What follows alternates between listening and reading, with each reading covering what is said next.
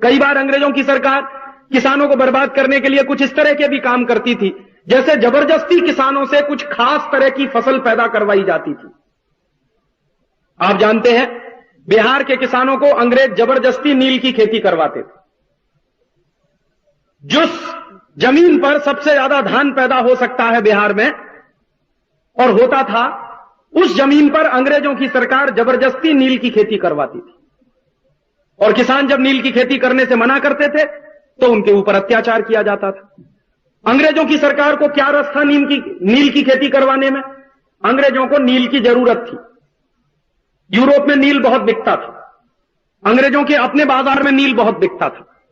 और दूसरा मुश्किल यह थी कि नील की खेती करने से खेती भी बहुत बर्बाद होती थी। तो अंग्रेजों को नील चाहिए यूरोप के बाजार में बेचने के लिए, और उस नील को पैदा करने के लिए भारत के किसान को मजबूर करते थे। गांधी जी ने जो सबसे पहला सत्याग्रह किया था अपने चंपारण के प्रवास में, वो सत्याग्रह इसी सवाल को लेकर था कि अंग्रेजों की सरकार जबरदस्ती किसानों से नील की खेती करवाती थी। और गांधी जी कहा करते थे कि यह सबसे बड़ी हिंसा है। किसानों की मर्जी के खिलाफ जबरदस्ती उनसे किसी फसल का पैदा करवाया जाना, गांधी जी कहा करते थे हिंसा है। तो इसलिए चंपारण का सत्याग्रह करना पड़ा था महात्मा गांधी को। ऐसे ही अंग्रेजों की सरकार ने मालवा के इलाके में किसानों को मारकर पीटकर जबरदस्ती उनसे अफीम की खेती करवाना शुरू किया।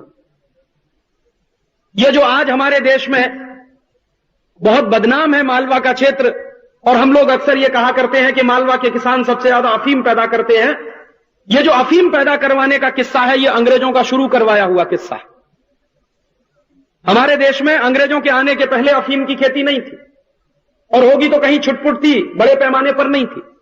लेकिन अंग्रेजों की सरकार ने मालवा के किसानों को मार मारकर पीट कर जबरदस्ती उनके ऊपर अत्याचार करके अफीम की खेती करवाई। क्यों करवाई? क्योंकि अफीम का व्यापार अंग्रेजों की ईस्ट इंडिया कंपनी बहुत जगह पर करती थी। तो क्या होता था, भारत के किसानों को मारकर पीटकर उनसे अफीम पैदा करवाई जाती थी मालवा के क्षेत्र में। वो अफीम ईस्ट इंडिया कंपनी खरीदती थी किसानों से।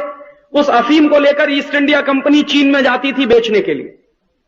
तो अफीम भारत में पैदा होता था, ईस्ट इंडिया कंपनी उस अफीम को चीन में ले जाकर बेचती थी, और चीन में ले जाकर अफीम बेचते थे अंग्रेजों के ऑफिसर्स ईस्ट इंडिया कंपनी की तरफ से। तो मुनाफा भी कमाते थे और चीन के लोगों को नशे का शिकार भी बनाते थे। पूरे के पूरे चीन को बर्बाद किया था अंग्रेजों ने अफीम पिलाकर, अफीम खिलाकर। अफीम यहां से पैदा करवा के ले जाते थे और वहां पर चीन में बेची जाती थी। और चीन के लोगों को पहले मुफ्त में अफीम पिलाई अंग्रेजों ने, मुफ्त में अफीम खिलाई।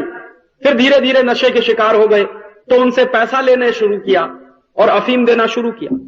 और आप जानते हैं कि चीन में एक बहुत बड़ा अफीम युद्ध हुआ है अंग्रेजों के खिलाफ, जिसको ओपियम ट्रेड वॉर कहा जाता है चीन के इतिहास में।